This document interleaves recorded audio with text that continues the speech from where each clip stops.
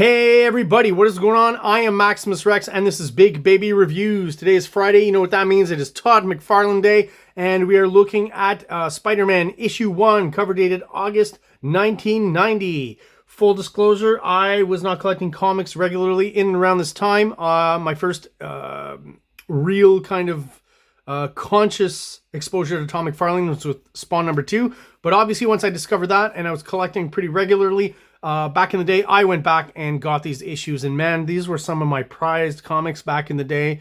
I was so happy to be able to find those issues at fairly decent prices and to kind of bone up on my Todd McFarlane Spider-Man.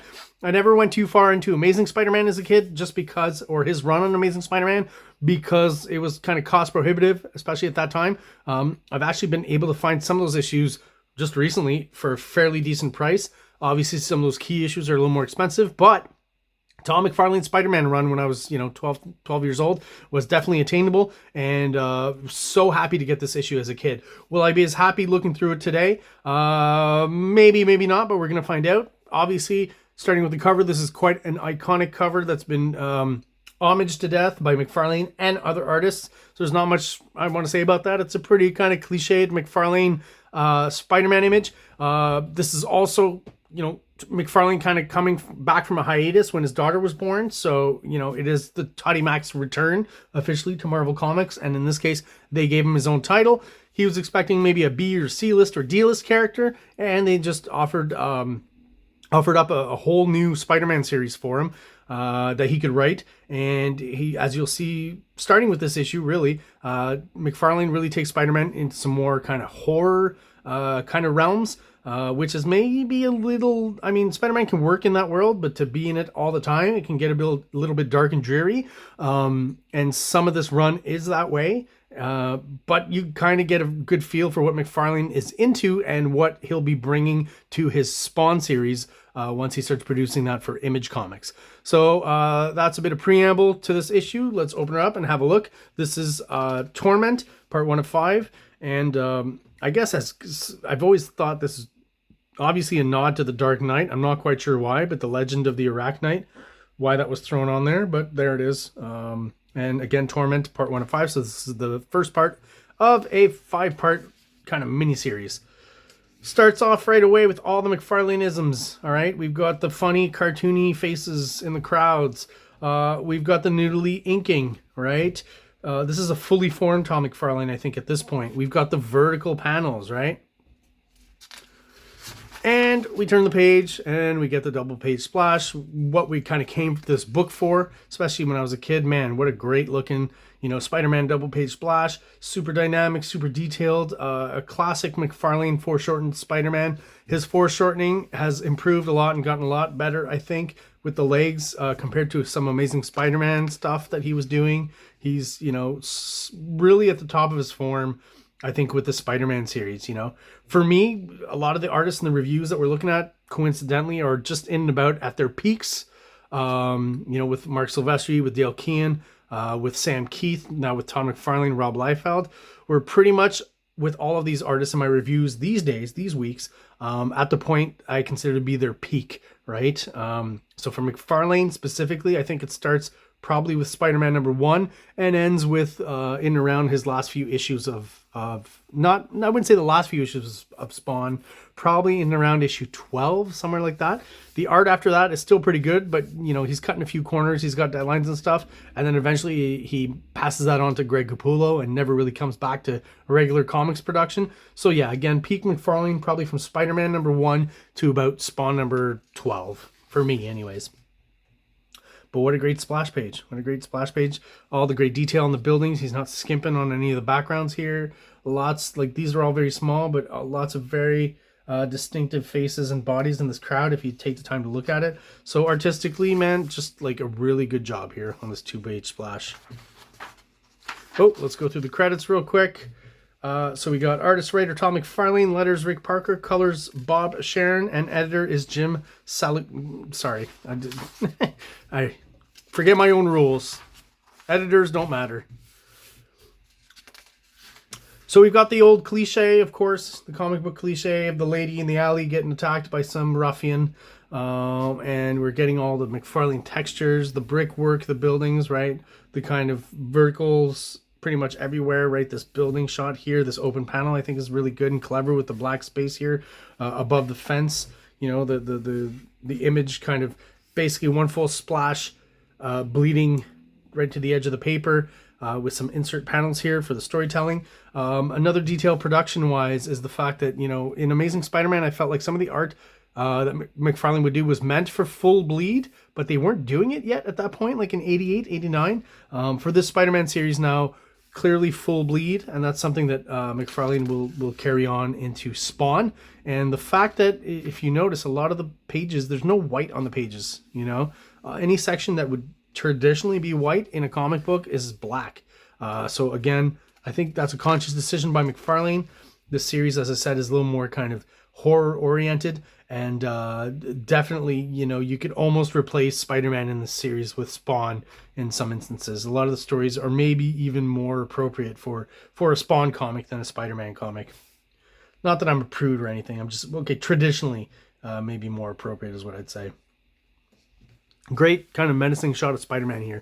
You know, really uses the webs to full effect, either in when he's shooting them or when he's just kind of hanging around using the actual spider webs. Still got some of that cartoony vibe, right? But there's just a lot more black on the pages overall. Not just with the negative space behind here, but in the shadows and stuff on the figures. Just a lot more black. And again, if he's going for more of a horror vibe, that definitely makes sense.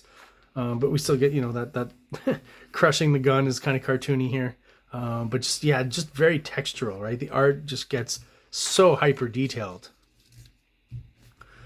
The McFarlane establishing shot here, not in a vertical for once, but just the way he just, you know, instead of, you know, using complicated perspectives, he just kind of gives us a straight up, you know, frontal shot, fairly wide to give us a sense of a big city. And that's really all you need here. Good silhouette in the foreground creates those layers of depth. If you see the three basic layers here, silhouette in the foreground, detailed buildings in the middle ground, and then we've got another layer in the background, which is once again a silhouette. Very cleverly done, very clear. You know, I've been to New York. You could be in a building looking out and see a scene pretty much like this. This is actually fairly realistic for McFarlane, I guess is what I'd say. And again, using those vertical panels, such a 90s trope in many myriad of different ways. And I like the kind of lead in here, right? The kind of rhythm he's creating. One thing I will say, this doom, doom, doom, all right? Eventually, it took me a while, but as a kid, I eventually figured out that that was the character drumming and playing drums, playing some tribal drums, right? But as a kid, I took it literally as the word doom, like, you know, there's danger or you're in danger, or there's imminent doom, right? So I think this story would have been served much better if, you know, this doom, doom, doom stuff, if there had just been somewhere early on an establishing shot of the character playing some drums, right? Literally, I don't think we see that anywhere. It kind of starts here. Let me just make sure.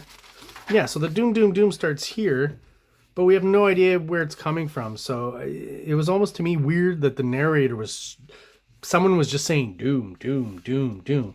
And it's just very odd to me. And it's meant to be the hit of a drum. I play music. I actually play drums. To me, boom would have been just a much clearer and more obvious sound effect. And again, if even in this panel here, right, you kind of move her up, show her hands hitting a drum or something. If we had that visual cue, then we would understand what that is right away, whether it says boom or doom. So that's just kind of a slight detail that McFarlane missed here in his first kind of writing gig, storytelling gig.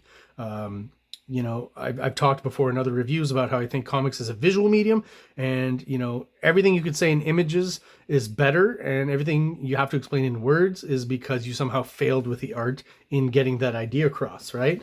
So in this case, just a quick kind of, you know, show of the character who's, spoilers, Craven's girlfriend, Calypso, actually playing those tribal drums would have cleared that up. Great shot of the lizard here. I'm never, you know, the lizard is always kind of obscured by water or shadows in the series, so it does, you know, help with that horror element, but I would have liked at least a few shots in this whole miniseries where we get a clear shot of the lizard and how horrific McFarlane makes him. He does make him a lot scarier than he was in the past, right? McFarlane's kind of known for taking characters and, you know, not redesigning them, but just reinterpreting them in a way that makes them more kind of interesting or scary or just kind of cooler, I guess, back in the early 90s. I was mentioning, someone in the comments of a Hulk review I did, you know, was saying, oh, you think the storytelling is kind of boring, you know, with some of the early Kean issues. Here's an example, I think, of those parts of the story where there's not action or anything going on. There's some, you know, story bits with a couple of Peter Parker and Mary Jane being put across, right, to sell us on their love and their character and their relationship, all that. I don't have an issue with that. I just find that, for example, this is a good example of Todd McFarlane doing that and make it more interesting than other artists. Larson, I think, was really good at this as well, because you've got all these varied angles and different shots and close-ups and stuff. And, you know, the camera keeps moving, and that's what keeps it interesting, instead of it just seeming like a bunch of talking heads. Like, I feel those earlier Hulk issues that Kean did are a little more just kind of that talking head pages. Here, the variety of angles and sizes and close-ups and faraway shots and outside shots just keeps the flow better, keeps the story moving along better, and is just a little more pleasing to the eye and not quite as boring.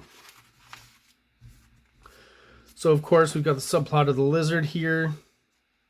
Continuing on, we've got the doom, doom, doom being repeated. We've got some more kind of relationship pages. Again, it's the first issue, so they want to establish the relationships. If ever this is your first comic and maybe you don't know much about Spider-Man and his relationship with Mary Jane, I learned a lot about the relationship through mostly these McFarlane comics, Spider-Man comics. So again, the lizard looks pretty cool here, just a bit too much hatching, maybe obscuring his face a bit, but maybe this is one of the clearest shots we kind of get in the whole series. But definitely more horrific, definitely more violent. It's still a comics code book, so we can't go too far, but I think McFarlane's solution to blood is you know, doing it in black ink, which is always odd for me, these kind of what seem to be random comic code rules, where it's like you can do blood if it's black, but you can't do it if it's red. Like, what's the difference? Pretty sure this is, you know, blood, pretty obvious, and it's pretty gruesome. So if we know it's blood, what does it matter if it's black or red? You know, maybe it's just me. And of course, we've got this doom, doom, doom, doom, doom. So every time the lizard appears, the doom, doom, doom, doom, doom appears, right? So the, you know, the visuals at least suggest that there's a connection there. This is just kind of an odd page, I guess, the storytelling. Not that I don't understand what's going on, but he's really trying some kind of crazy layouts and stuff here, which is fun. I think this page looks really cool, right? Just this great establishing shot here with the buildings and stuff, all in silhouette, I think looks great, really effective. Again, it is basically the splash of this page, right? But you've got those, in this case, super thin vertical panels coming down, and he does, you know, these lines up here that continue. Like, it's very, very designy, I guess, for lack of a better word. I've talked about how McFarlane did go to design school, so he's using kind of that to full effect here. Especially for comics, using design principles and elements definitely it makes sense, rather. You know, this is stuff you'll see on shampoo bottles and Vidal Sassoon. You know, it's that kind of vibe. The geometric, you know, you can see that movement in abstract art in, you know, the 20s and the 30s, and definitely influenced a lot of later design when it comes to product design and stuff. I'm only using the shampoo bottle, the L'Oreal, right? Because there's the way they design those shampoo bottles, if you look it up, is very reminiscent of a specific type of abstract art, geometric abstract art from the early 20th century.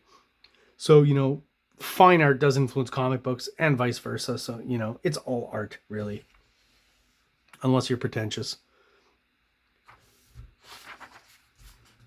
So again, getting a pretty cool shot of the lizard, but it's almost like he always wants him to be kind of undefined a little bit, or obscured or in the shadow here. Because, I mean, just an odd choice to not have a contour line here. The colorist was kind of stuck guessing at what is lizard and what is not. So yeah, it just doesn't quite work for me here. It's just a little odd. Proportions on this are all over the place. I think it still works because of the movement and the angle and kind of that curvature there. But yeah, if you really pay attention to the anatomy on this. It's very odd. But then, you know, he does a down shot here. I'll mention again how much I respect people who are able to do really good down shots. I think that's a pretty good one. Still some weird, maybe anatomical stuff going on, but overall it's effective, right? Yeah, his butt cheeks, there's something weird going on there, but it works. And then we get kind of a clue that the lizard's trying to, I guess, subconsciously leave behind. Connor, CNNR, right? That's his alter ego, his human alter ego. Some more 90-isms, I guess, here that I really like. Parts of Spider-Man popping outside the panel, right? Moving beyond the fourth wall. The thick black borderline here. The overlapping panels, which creates depth within the image. Extra layers of depth. I feel like maybe I would have had the foot go over here. But again, that's just a little bit more nitpicking. And I love the shot here of him actually going out of the panel as well here. I think that's effective in giving that sense that he's going quickly in that direction, and at the same time, you know, moving us along the story to the next point where we turn the page, right? And of course, you know, not a lot with Spider-Man going on in the story, just a lot of cool shots of him swinging around town. Here's another really cool one. Here's another example where I think the foreshortening on his legs, McFarlane, the way he draws legs has gotten better. He's improved on that, and that was just kind of the last step that was, you know, looking a little odd in some of his art, at least in his depiction of Spider-Man. Here's very small, like, I don't know how many times he's drawn this pose, right? That's just a McFarlane staple. Once again, those vertical establishing shots with the city, which I always like, just so economical, right? You can establish something really quick within a thin border and still leaves you lots of room for these other kind of cool shots, right?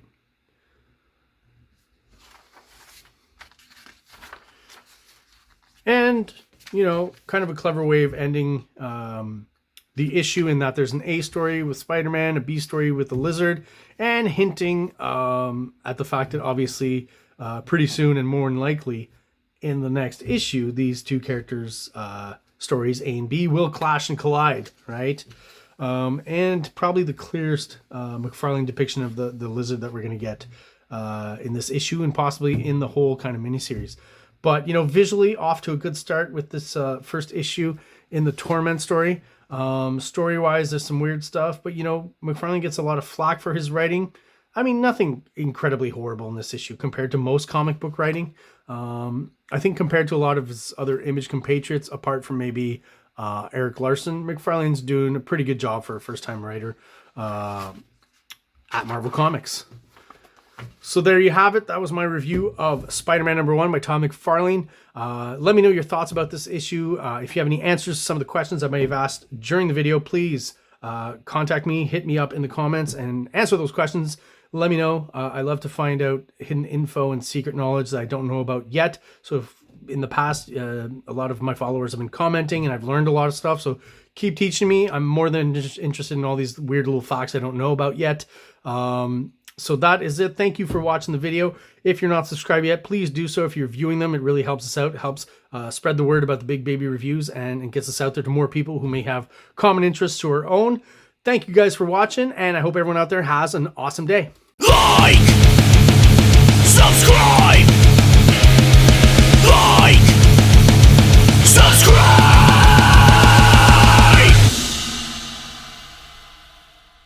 King Comics presents Big Baby, Volume 1, Issues 1 to 13, 204 pages of story and art.